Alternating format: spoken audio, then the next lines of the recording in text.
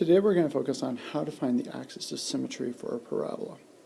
First thing to know is that a parabola always has this term in here, an ax squared term. And that just means any number, or possibly just no number, which means a is 1, in front of the equation. And then you have bx, that adds a little bit of complexity to it, and so does the c part. But the important thing is to know what term goes with what letter. So what's going to happen here is that I'm going to draw a chart. So here's the chart, and this is a really important thing to determine what the axis of symmetry is for a parabola. So if I were to do it with this parabola, then what I'm going to do to figure out the different things are, I'm going to look in front of the variable. So for the x squared term, a is 2. For the x term, b is -8. And for the c term, c is 6. So now I just have to figure out this part here. What's negative b over 2a? So that means it would be, if I were to figure it out, what's negative b, negative 8 over 2 times what's a, 2. So that means it's going to be negative and negative 8, so 8 over 4. And that means the axis of symmetry is going to be 2. Let's do another one. Okay, so here is my new equation. I'm trying to find the axis of symmetry, just where the parabola is shifted. So I'm going to use that chart again.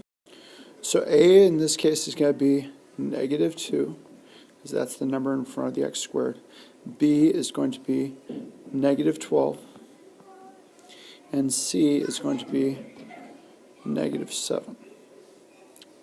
So negative, now I'm just looking for the negative b over 2a, so negative 12 over 2 times -2. So when I do that, I'm left with 12 over -4. And that means the answer is going to be -3. So -3 is going to be the axis of symmetry for this. So, new problem here. What's going to be my a term? My a term is going to end up being, in this case here, there's nothing in front of it, so I have only one x squared. My b term is going to be 4. My c term is going to be 8. So what's negative b over 2a? Well, negative b is going to be -4 over 2 times 1.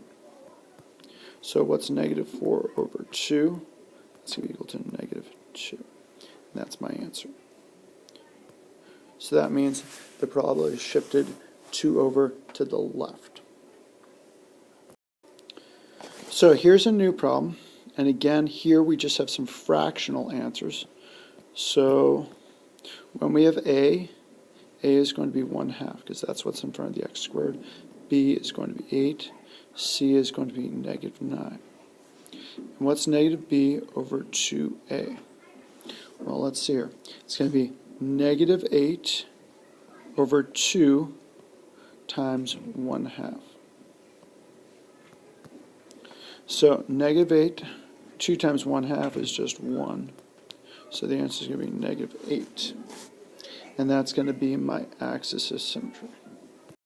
Okay, last one. So again with this chart, what's a? A is going to be 2. What's b? It's going to be 7. What's c? It's going to be 21.